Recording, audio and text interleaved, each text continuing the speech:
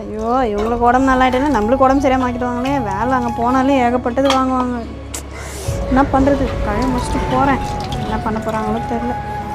நம்மளுக்கு நின்று அடிக்கவே முடியாது. இதில் செவரு டேபிள் மேலே ஏற்றி விட்டு செவரு அடிக்கணும்னு நினச்சாலே ஐயோ நடக்க போதும்.